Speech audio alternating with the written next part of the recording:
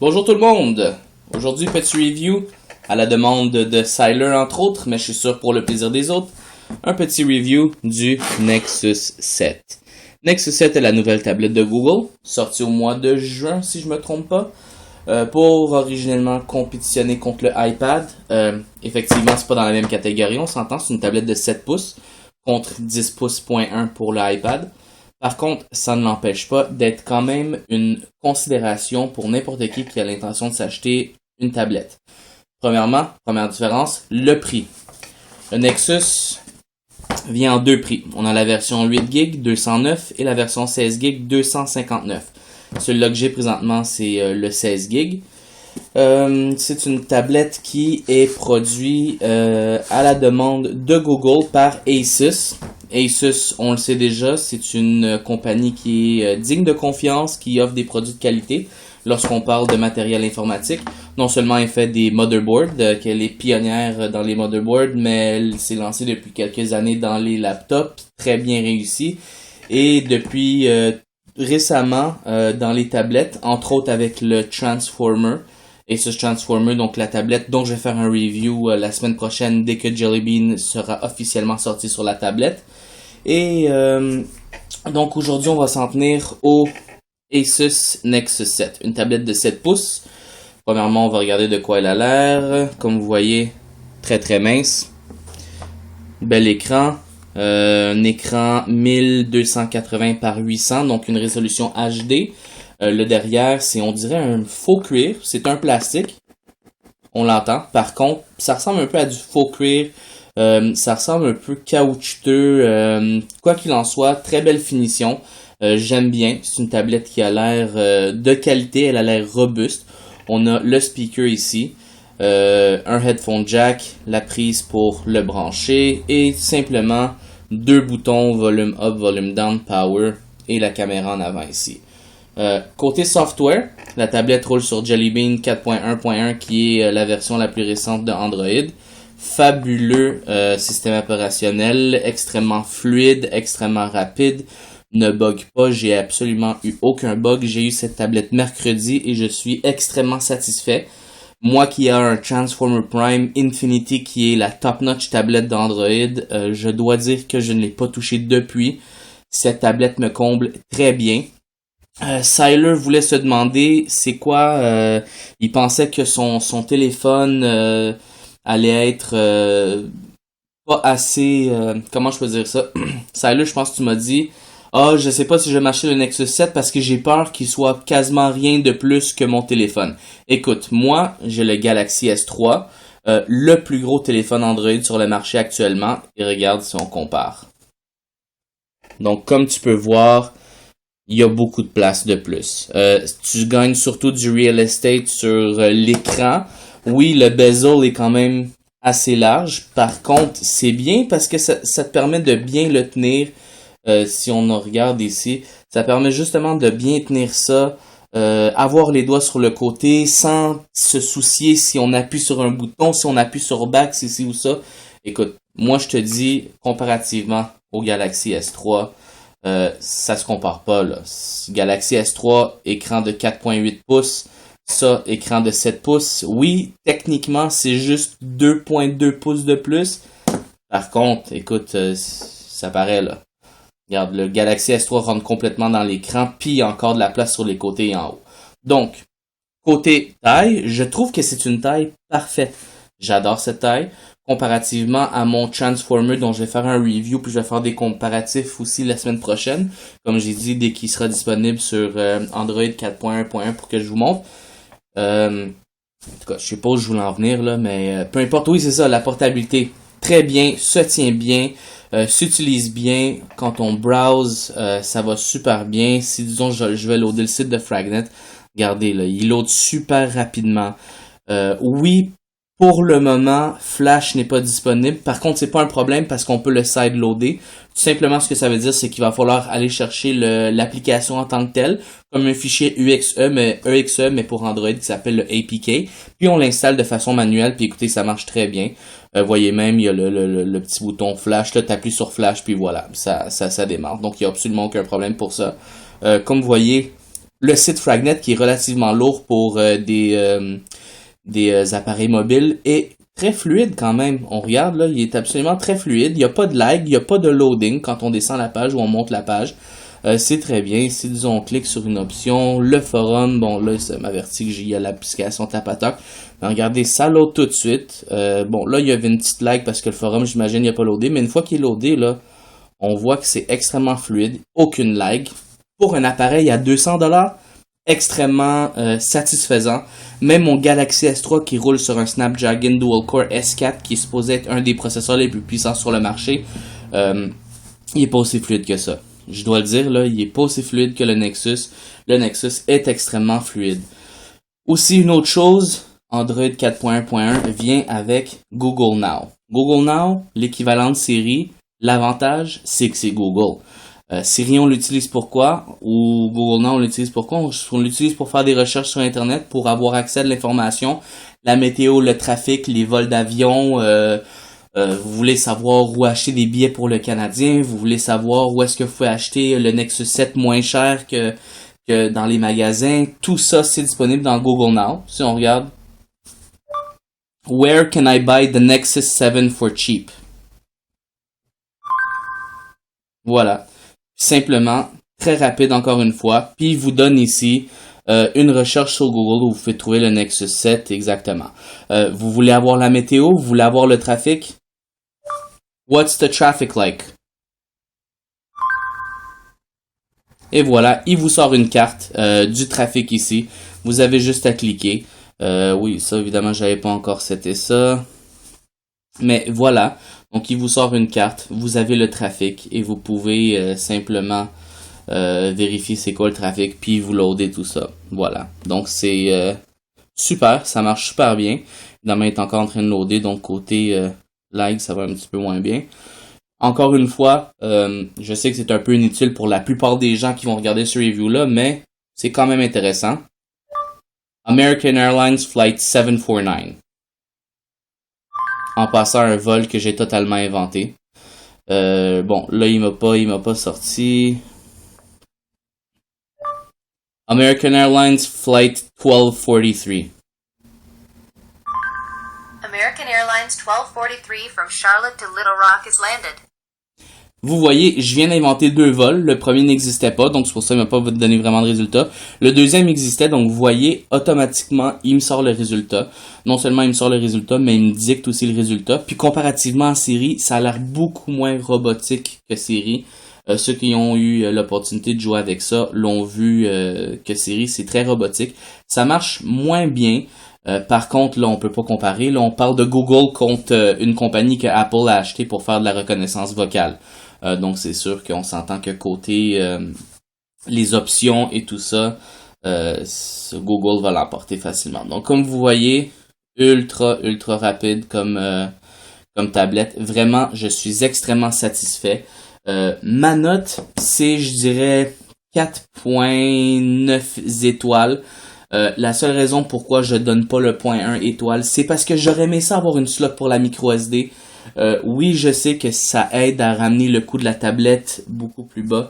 Par contre, je pense pas que ça aurait changé grand chose qui rajoute une pièce à 3-4$ sur le motherboard. Une petite slot pour la micro SD. Vraiment là, je suis déçu pour ça. Par contre, c'est dans l'historique Google de pas avoir de slot de micro SD. Ils en ont jamais eu dans aucun de leurs téléphones. Alors, je vois pas qu'est-ce que ça changerait. Donc, dans un sens, la raison pourquoi je leur donne pas le 0.1, c'est simplement parce que j'aimerais qu'ils changent ça, mais ils le feront pas. Ils ont leur raison parce qu'ils veulent tout mettre vers le cloud storage. Par contre, les usagers comme moi qui ont beaucoup de stock, c'est pas nécessairement une bonne option. Donc, la tablette, très bien, elle m'a l'air solide, elle m'a l'air de marcher extrêmement bien. J'ai eu aucun problème jusqu'à présent. J'ai fait des benchmarks. Côté benchmark, elle se situe légèrement en bas du Galaxy S3 et du HTC One X.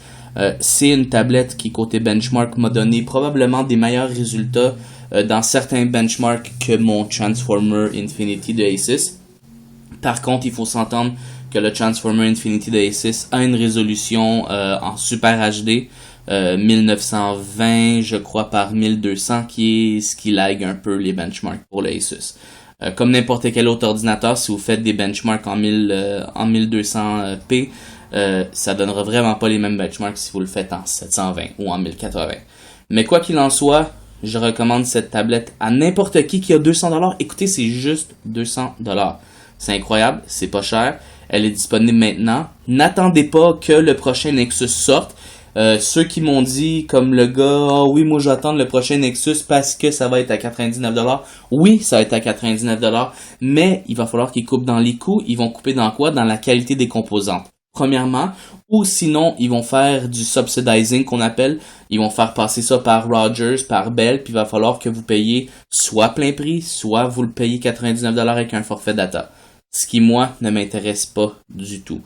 Donc, $209 modèle 8 GB, 259 modèle 16 GB, extrêmement bonne tablette. La durée de vie de la batterie aussi, je suis extrêmement impressionné. Si je vous montre présentement, je suis à 53%. J'ai fait beaucoup de TeamSpeak tout à l'heure avec, donc ça a fait baisser de 67 à 53. Mais si je regarde ici, batterie, c'est moi qui est aveugle là. Ok, batterie. Donc, un jour, 3h50 qu'il est allumé puis il est à 53%. L'écran était allumé pendant 2 heures non-stop. Donc, c'est des stats qui sont extrêmement impressionnants. Puis, j'aime avoir mon écran quand il est très bright. Donc, c'est ce qui fait, entre autres, que ma batterie s'utilise plus vite que quelqu'un qui aimerait des brightness un petit peu plus légères. Puis aussi, j'ai streamé un film complet hier soir dessus. En fait, j'ai regardé à peu près la moitié du film, donc vous pouvez voir 46 minutes 53 que j'ai streamé. Donc, non seulement ça allumait l'écran, mais ça utilisait le Wi-Fi sans cesse. Puis regardez, 53%, je me suis réveillé aujourd'hui. Puis il était encore à 67%. Donc, je suis extrêmement impressionné. Puis aussi, un petit gadget là, que j'ai trouvé aujourd'hui. Le TeamSpeak fonctionne super bien. Donc, comme vous pouvez voir... Je sais pas comment ça marche encore aujourd'hui, là, le TeamSpeak, mais quoi qu'il en soit, ça fonctionne super bien. C'est encore une version bêta si je me trompe pas, mais ça marche super bien. Puis on peut communiquer, on a juste appuyé sur le petit bouton micro, puis on peut communiquer avec le monde. Puis voilà, juste un petit gadget comme ça. Je peux-tu me déconnecter? Bon, en tout cas, ça marche super bien. Alors, pour revenir un petit peu à Google Now, j'aimerais vous montrer quelques petites autres options qui seraient intéressantes. Peut-être pas nécessairement des choses qu'on utilisera tous les jours, mais elles sont là quand même. Comme par exemple, Wake me up in 5 hours.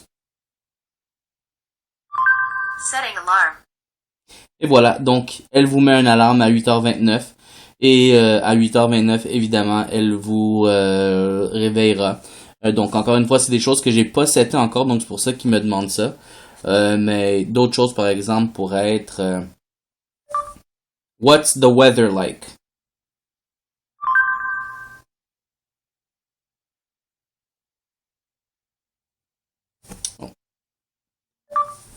What's the weather? It's 13 degrees and overcast in Laval. Donc, encore d'autres petites options. Je sais pas pourquoi la première fois que j'y ai demandé, elle me l'a pas donné, mais en tout cas. D'autres choses.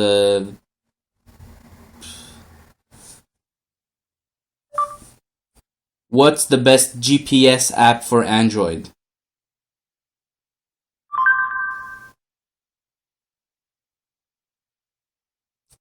Donc, elle vous montre par défaut une recherche par Google. Pour revenir un petit peu aux spécifications, je n'en ai pas beaucoup parlé. Si on regarde les spécifications, donc on parle d'un processeur NVIDIA Tegra 3. C'est un nouveau processeur de NVIDIA depuis environ 1 an. Quand même assez, vous voyez, un très bon processeur pour les nouvelles tablettes. Pratiquement toutes les nouvelles tablettes qui sont pas Apple ont un Tegra 3. À part ceux de Samsung qui ont des Exynos. La tablette pèse 340 grammes. La résolution déjà mentionnée, un écran HD 1280 par 800 avec 216 ppi. C'est un écran IPS, donc la technologie de LG si je me trompe pas. C'est un écran Gorilla Glass, donc le Gorilla Glass qui est le type de vitre qui supposément est beaucoup plus résistant aux cassures. La tablette a 1 GB de RAM. 1 GB de RAM, c'est bien assez. Elle a les connectivités wireless, Bluetooth. Elle peut se connecter sur un réseau sans fil N. Elle a une batterie de 4325 mAh. Donc, c'est assez pour regarder 9 heures de vidéo en HD. 10 heures de browsing. Vous pouvez lire sur Internet pendant 10 heures. Et techniquement, elle pourrait être en stand-by pendant pratiquement 300 heures. Elle roule sur Android 4.1 comme j'avais mentionné tout à l'heure. Et d'autres aussi spécifications intéressantes. Elle a 2 microphones, un en bas, un en haut. Généralement, je pense non, excusez-moi, un en haut puis un sur le côté en bas ici. Donc c'est pour s'assurer qu'à chaque fois que vous tenez la tablette de n'importe quelle manière et que vous chattez ou faites du Skype, peu importe, vous bloquez pas un des micros. C'est aussi pour canceller l'effet d'écho quand vous faites du vidéo chat. Ça aussi c'est intéressant. Donc évidemment elle supporte Skype. Donc tout fonctionne très bien avec Skype. J'ai même fait des vidéos chat, ça fonctionne très bien. Elle a NFC qui est la technologie Near Field Communication. Donc les cartes de crédit, les nouvelles cartes de crédit généralement, elles ont NFC, donc c'est le tap to pay. Par contre, je verrais mal quelqu'un se promener avec ça pour aller payer dans un Tim Hortons ou un McDo ou quoi que ce soit. Elle a aussi les sensors normaux, donc le GPS, le gyroscope, l'accéléromètre, tout ça. Oui, excusez-moi, le GPS. Donc cette tablette a effectivement un GPS dedans. Contrairement à un téléphone, elle ne stream pas les maps. Donc, soit vous devez aller dans Google Maps et vous faites Make Maps Available Offline.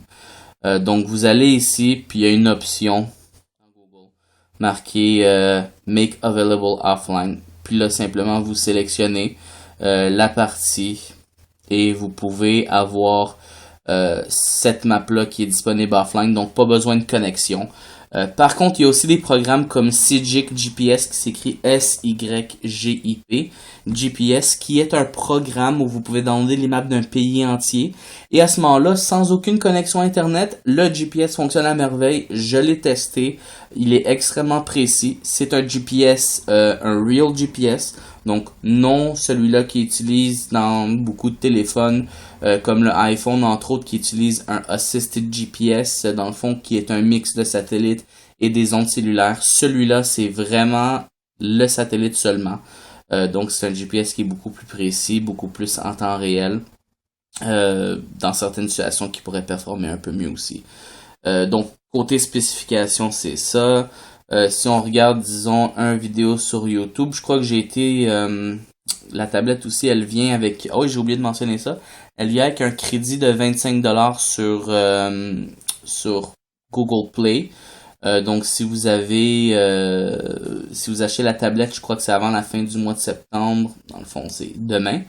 Elle vient avec 25$ de crédit. Mais sinon, elle vient avec le film Transformers... Je crois que c'est le nouveau Transformers. On va aller regarder.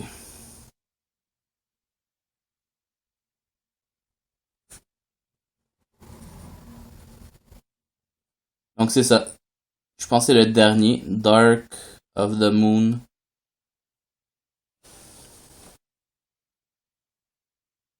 Comment ça, not available in your country? Ça marchait très bien avant. Je sais pas pourquoi ça marche pas là. Ça doit être un petit bug. Quoi qu'il en soit, c'est ça. Donc, juste un petit rajout des choses que j'ai oublié de mentionner.